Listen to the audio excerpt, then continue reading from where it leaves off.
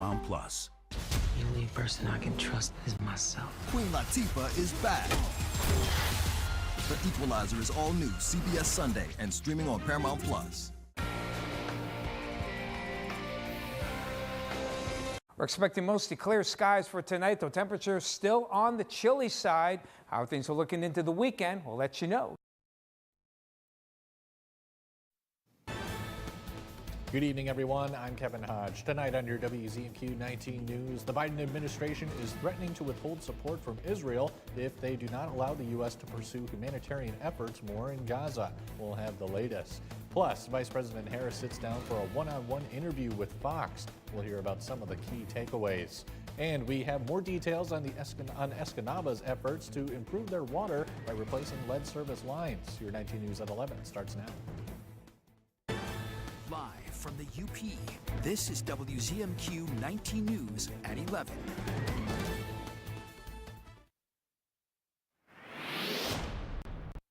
Beautiful weather in store for Marquette on this Thursday coming up here. After a cold start, temperatures will be rising nicely, and we should be able to break that 60-degree mark by the afternoon. Pretty decent southwesterly wind, but that's a good wind direction to help boost our temperatures. And looks like not just Marquette, but just about everyone should be able to break 60, even mid-60s off west of Marquette toward Houghton and out into Ironwood as well. More of the rest of the forecast into the weekend later in the show. Kevin? Thank you, Tom. Officials are responding to a car hitting a pole and catching fire on County Road 550 near Sugarloaf. The driver's condition is unknown. Earlier tonight, Alger Delta Cooperative Electric Association was reporting 113 of their customers are without power. We're working to confirm more details. The U.S. is warning Israel to let more humanitarian aid into Gaza or face the consequences. In a letter to Israel leaders, the Biden administration warns it could cut off military aid if the situation doesn't improve soon. Remy Inencio reports from Tel Aviv. The fight for food is growing across Gaza, with hundreds of thousands of Palestinian civilians desperate for help. The U.S. says Israel slowed or stopped almost 90% of aid across the tiny enclave last month as its military campaign rages on. Everything is stacked against us at this point. It's an absolute horror day after day. The Israel Defense Forces released video showing aid trucks rolling into northern Gaza Wednesday, saying they are filled with food, water, medical supplies, and shelter equipment. That move may be in response to that forceful letter Washington sent Israeli leaders here in Tel Aviv just a few days ago, setting an ultimatum. Let at least 350 trucks into Gaza every day or risk losing U.S. military aid. It's possible to get humanitarian assistance into Gaza. We know it can be done. We know that the various logistical and bureaucratic obstacles can be surmounted. Humanitarian groups say aid is at its lowest level in months, with dire shortages of fuel, medications, and blood for hospitals. Israel's bombing raids have forced the closure of medical centers, shelters, and even bakeries. U.S. officials say Israel has 1 month to lift restrictions and improve the humanitarian situation or risk losing weapons from their biggest ally and supplier. For the presidential race in Pennsylvania, Vice President Kamala Harris launched a new push to win the support of Republicans. Former President Donald Trump is working to woo the Hispanic vote with an appearance on Spanish-language network television. Christiane Benavidez reports from Miami. Joined by Republican supporters in battleground Pennsylvania, Vice President Kamala Harris said if elected, she would work to build unity. And on the other hand, the choice of someone who I think we can guarantee will sit in the Oval Office plotting retribution. On Wednesday, Harris sat for an interview with Fox News, which began with the contentious issue of border security. And from day one then, we have done a number of things, including to address our asylum system and put more resources, getting more judges, what we needed to do to tighten up penalties and increase penalties for illegal crossings. In a televised town hall with women voters in Georgia Tuesday, former President Donald Trump touted his White House record. We had the greatest economy in the history of our country. We had never had an economy. And remember this, we also had the safest border in the history of our country. We never had a border that safe. As he seeks to return to the White House, Trump has called for the mass deportation of people who are in the U.S. illegally. We want workers, and we want them to come in, but they have to come in legally. They have to love our country. Wednesday, on Spanish-language TV network Univision, Trump fielded questions from Florida voters. Trump still trails Harris with Hispanic voters, but polls show her lead over him with that constituency is much closer than the percentage of votes President Joe Biden received in 2020.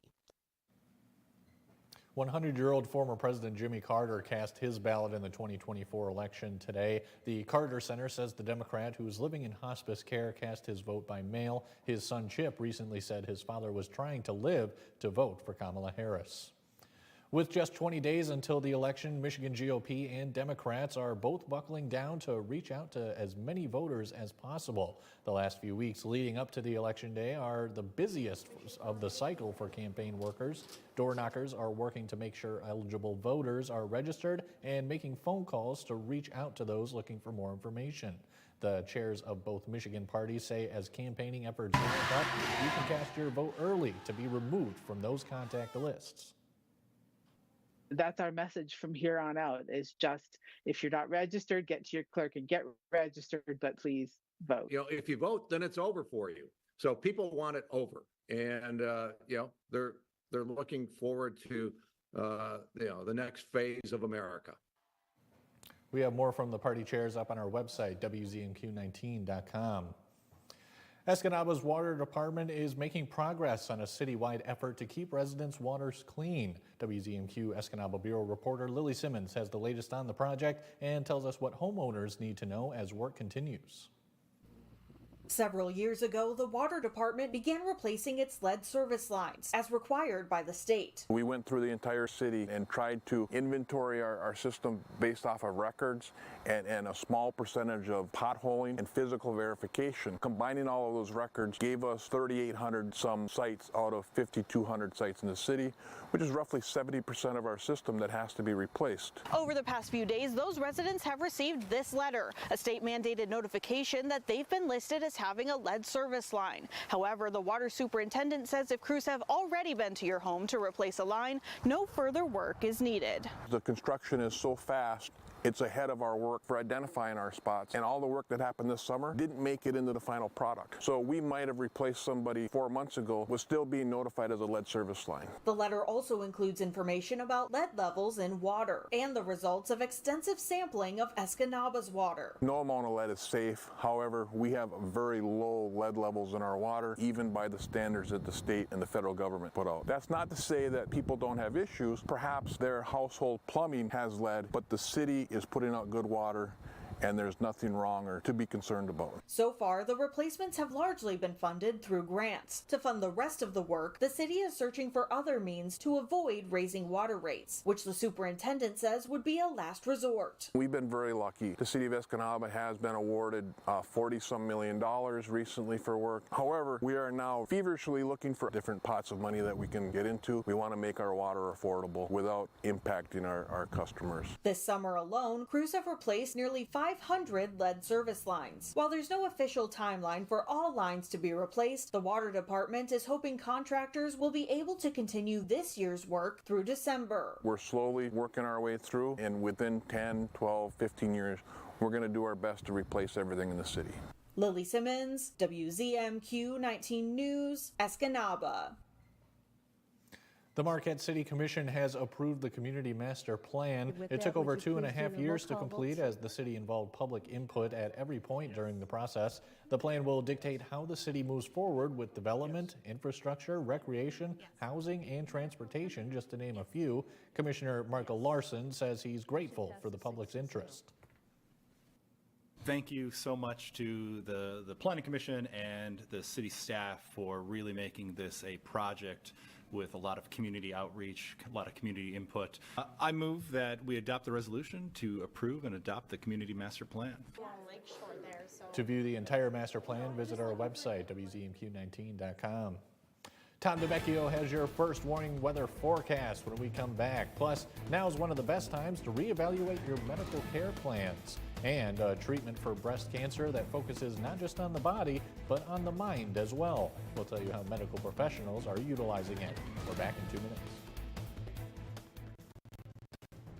John's Auto has been voted the #1 dealer to buy pre-owned vehicle for longer than I've been alive. If you're looking for a vehicle, or if you're looking for someone to help with your current car, or if you need to get yours looking like new again, come see us at John's Auto Sales and Service, Marquette. 19 News is brought to you by Kirkish Furniture. Kamala Harris supports EV mandates, killing Michigan jobs. She wants to end all gas-powered cars. Crazy but true. Harris's push requiring electric only is failing big, and Michigan auto workers are paying the price. Massive layoffs already started. She could tank Michigan's whole economy. President Trump will kill the Biden-Harris EV mandates, save Michigan jobs, and cut middle-class taxes. I'm Donald J. Trump, and I approve this message. People love you in New York, sir. In fact, just this summer, Trump won a unanimous vote from 12 of his peers. New Colbert, tonight on CBS. Without this procedure, you could die. Question is, can we get permission? Let's check in with Carl Bonak's panel of radical politicians. Carl Bonak is endorsed by a radical group that would criminalize nearly all abortions, putting politicians in charge of our health decisions. Their plan outlaws abortions even after rape or incest. Wait a minute. Don't I have a say in this? I'm sorry. Not with Carl Bonak and Lansing. Direct. Don't you ever look up at the sky and roll your eyes. You hear me? Yes. Yeah, good. He holds the line. I resent it, and I resent you for doing it. Mathis Court is in session.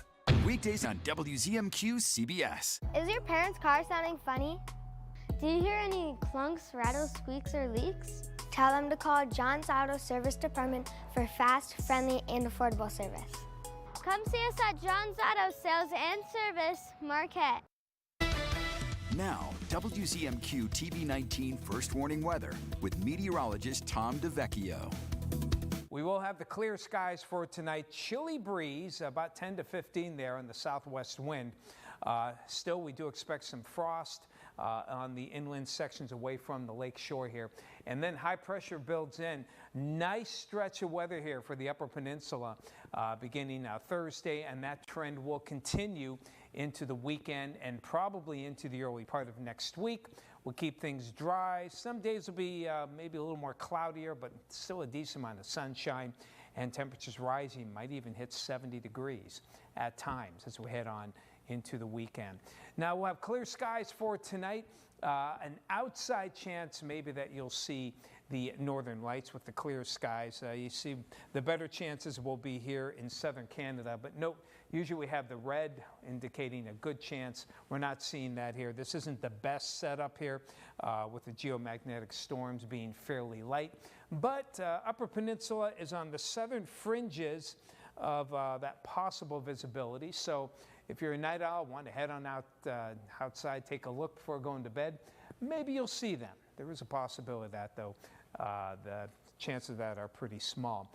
As for the kids, as they head on to school, definitely want the warm coat when they start out the day. There'll be a lot of lower to mid 30s around as I head on to school here in Marquette. Going home in the afternoon, though, not too bad. Probably still need a jacket with the bit of the breeze that we're having, but we will have milder conditions with the sunshine here and should be able to get close to 60 or the lower 60s as the kids go home in the afternoon.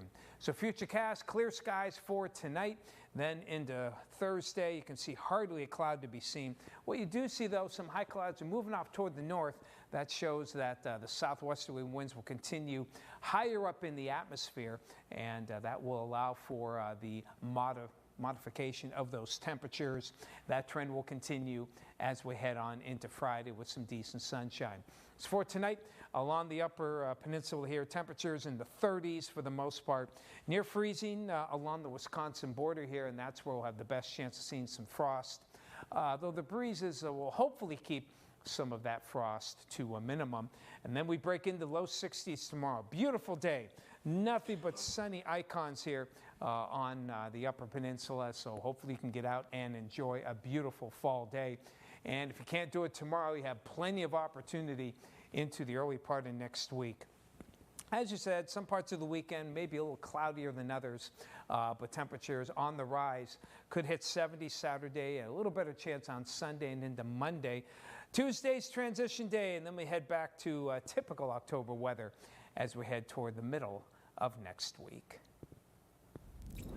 Thank you, Tom. Millions of Americans get health care coverage through their employer, and millions more are covered by federal programs, including Medicare. This is the time of year to take a look at those coverage plans and see if any changes are needed. Jill Schlesinger has more advice for open enrollment.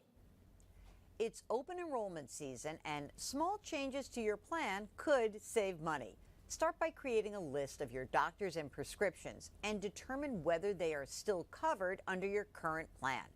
If your company offers it, investigate a high deductible health plan, which, in exchange for that higher deductible, offers lower premiums. To save for the larger deductible, the plan is paired with a triple tax advantage health savings account, meaning that the money that you contribute into the account goes in pre-tax. The earnings grow without taxes, and when you pull the money out, there's no tax due. If you leave your job, you can take your HSA with you and even use it decades in the future. If you're 65 or older, Medicare open enrollment is also underway through December 7th, and there are big changes for next year. The most important one impacts those who have Part D. That's the prescription drug plan. In 2025, out-of-pocket costs for medications will be capped at $2,000. But be aware, there could be increases in other parts of coverage, like co-payments and deductibles. Additionally, there will be fewer choices for standalone drug plans. Go to Medicare.gov to see whether your prescriptions are included in a plan and how much they're likely to cost. October is Breast Cancer Awareness Month. We know treatments like chemotherapy and radiation are critical for patients fighting the disease. Now new research is looking at how one mind-body therapy could help. Jared Hill has more from New York. And then just take some nice deep breaths. Annette Marsach is trying an alternative therapy that could help in her healing from breast cancer. She was diagnosed last year and had a mastectomy and other surgeries. It was kind of scary because you didn't know how far it was, what's going to happen. She's having a Reiki session at Montefiore Einstein Comprehensive Cancer Center, part of new research studying whether the form of energy healing can impact the well-being and recovery of women before and after surgery for breast cancer.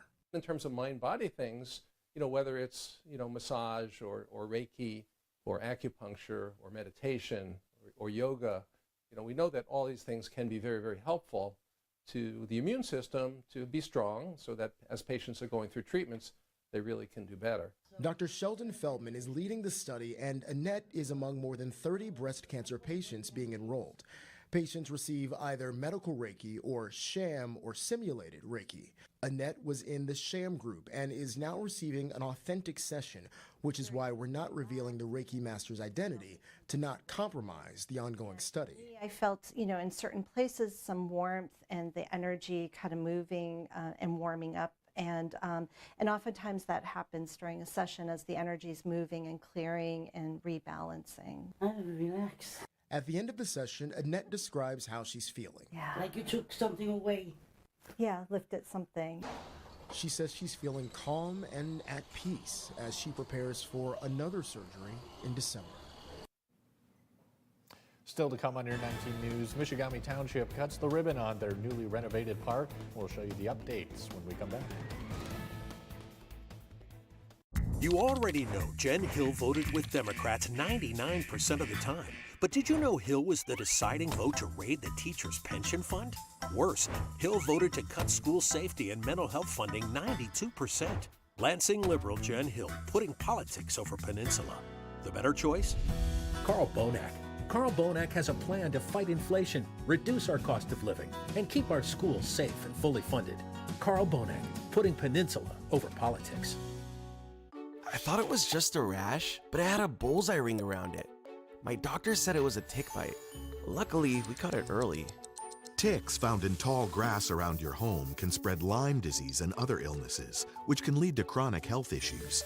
The CDC estimates nearly 500,000 people across the country are diagnosed with Lyme disease each year. I didn't understand why my brother was having so many asthma flare-ups. Sometimes he couldn't breathe. Turns out a roach problem at home was triggering it. Allergens left behind by dust mites, roaches, and rodents are a major driver of asthma attacks, especially in children. When I had a fever, body aches, and fatigue, I never thought it would have been West Nile virus. All it took was a mosquito bite while gardening. Mosquitoes spread West Nile virus and many other diseases, and they can breed in standing water around your home. Protect your family from pests. Get the facts at pestworld.org. Direct. Don't you ever look up at the sky and roll your eyes. You hear me? Yes. Yeah, good. Realistic. I will maybe have a tendency to Spend too overindulge. much and won't be able to pay your rent. That's the problem.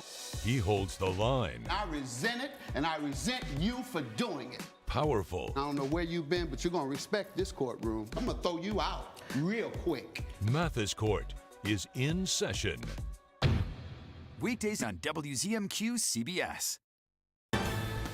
You're watching WZMQ 19 News, live and local, with Kevin Hodge. Welcome back, everyone. There's a number of students in the UP who are dealing with homelessness, along with all the other challenges of just being a kid. However, there is help available. On Insights earlier today, we were joined by Marquette Algerisa to talk about the work they're doing thanks to the McKinney-Vento Act. Here's a portion of that conversation. And so do we have any kind of idea on average what amount of students up here in the UP are facing this? Yeah, this is very humbling to me. Last school year, 1,260 kindergarten through 12th grade students were identified throughout the Upper Peninsula.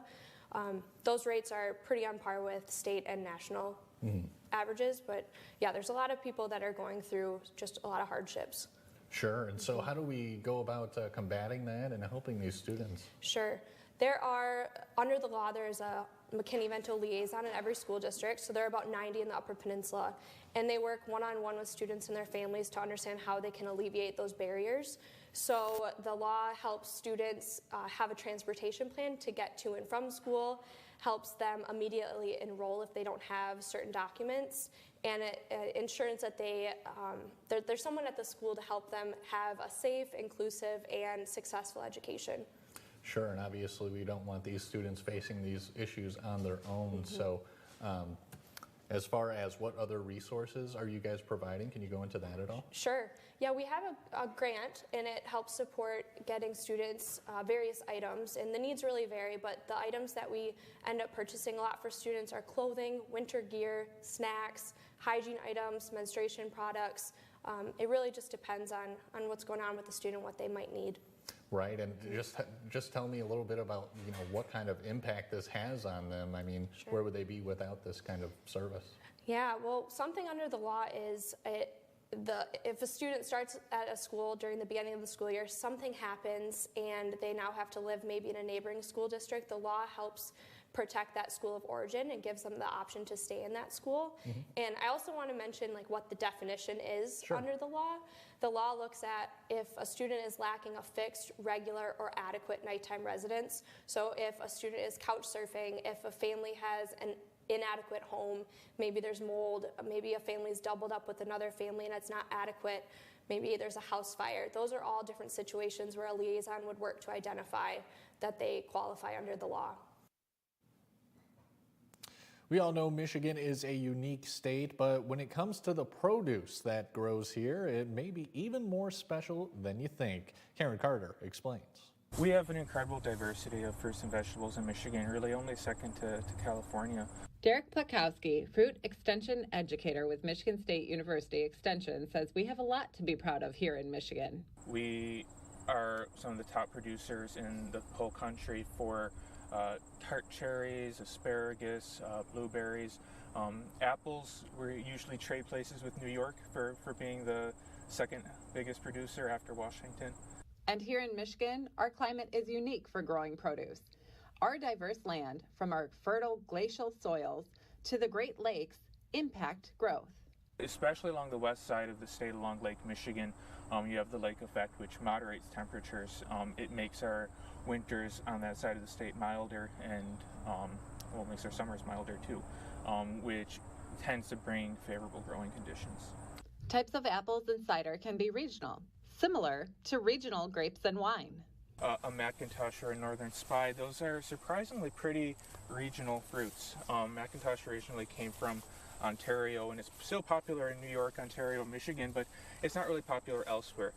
If you start talking about Europe, they have unique apple varieties that have been used for centuries for hard cider production. It's the same way that we have grapes that we use for wine production, like Chardonnay and Pinot Noir. However, the weather in Michigan is well suited for apple production because of its cool nights and warm days. But there's more to it than just temperature. If you have a sunnier season, you're going to have more sugars, and that gets put into the fruit, which will make the fruit sweeter. But our climate is changing. Will that impact Michigan produce in the future? Apples are here to stay, especially in Michigan. It'll continue to be a good place to grow apples, but it could pose some challenges for things like wine grapes or peaches in the state, where they can be a little bit more sensitive to the particular changes in climate patterns that we're seeing. The Michigami Township Park is celebrating 50 years of delighting kids of all ages. Our John Truitt was there today for a very special ribbon cutting. 1, 2, 3, cut! Yay! The township clerk from 1974 did the honors of cutting the ribbon, celebrating the renewal of the Michigami Township Park. Jean Howe was instrumental in getting this facility up and running so long ago. We had so many people working with us that helped in that, and we came down here. This area was just swamp and brush. The Michigami Township Park has been nestled on the shores of Lake Michigami for over half a century. In 1974, a group of township officials set out to build a park for their community. They wanted to provide basketball courts, a baseball diamond, tennis courts, and a playground for the kids on 7 acres of township land close to the town beach. After securing a grant from the Michigan DNR, the Lakeside Park became a reality. Michigami Township trustee Kathleen Frisk says that this is truly a community effort. Every community member has contributed to this park starting from the 70s to the current time now. Every person that was standing here has done one thing or another to make this park the way it is today. Now, 50 years later, the park is having a rebirth with substantial improvements throughout the park.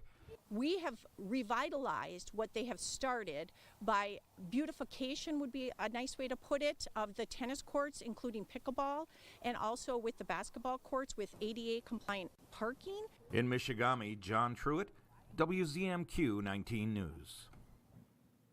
The new renovations were made possible because of another DNR grant exactly 50 years after the original DNR funding. Tom has your final look at weather after the break. And we head to Ohio, where police try to bring in a runaway inflatable pumpkin. We'll see if they were able to pull it off when we come back.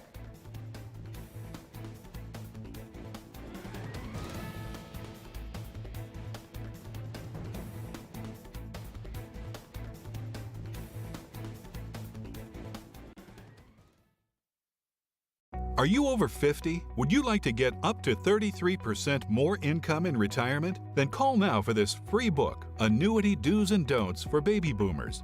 This free book reveals little-known secrets about annuity strategies that will help you make the right choices before buying an annuity. Call right now for your free book, and as a bonus, we'll also throw in a free annuity rate report. Both absolutely free for calling Annuity General today. Call 800-495-8670. In 2016, Donald Trump said he would choose only the best people to work in his White House. Now those people have a warning for America. Trump is not fit to be president again. Here's his vice president. Anyone who puts themselves over the Constitution should never be president of the United States. I cannot in good conscience endorse Donald Trump this year. His defense secretary. Do you think Trump can be trusted with the nation's secrets ever again? No. I mean, it's just irresponsible action that places our service members at risk, places our nation's security at risk.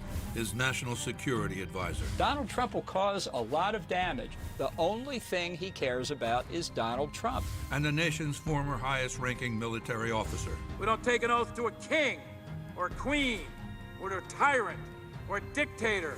We don't take an oath to a wannabe dictator. Take it from the people who knew him best. Donald Trump is too big a risk for America. I'm Kamala Harris, and I approve this message. Save big money at Menards and stock up on your favorite Procter & Gamble products. We carry quality products from brands you can trust, like Dawn, Tide, Bounty, and more. Keep your home clean and stocked with essentials like paper towels, toilet paper, dish soap, and more cleaning supplies. Right now, receive $10 instant savings on a single qualifying purchase of $40 or more on Procter & Gamble products. Save big money at Menards.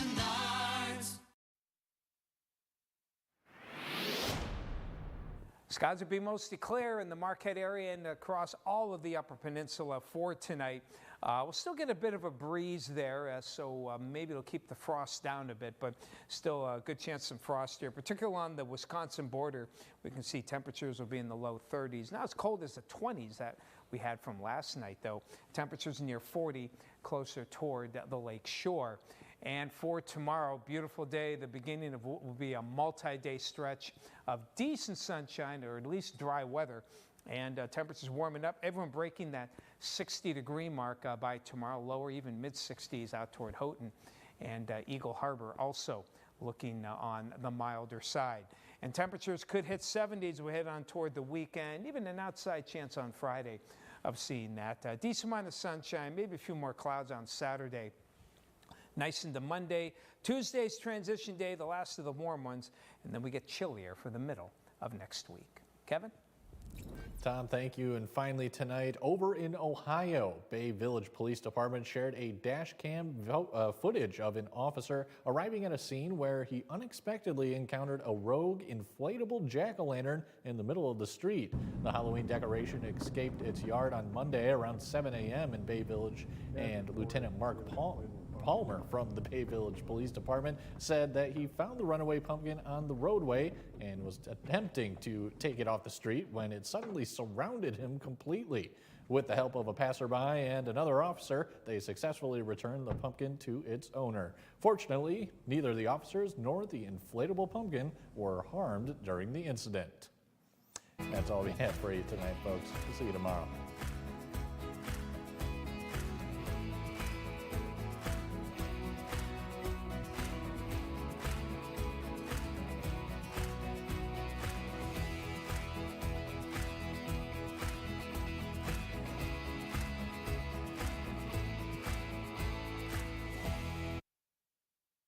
You already know Jen Hill voted with Democrats 99% of the time. But did you know Hill was the deciding vote to raid the teachers' pension fund? Worse, Hill voted to cut school safety and mental health funding 92%.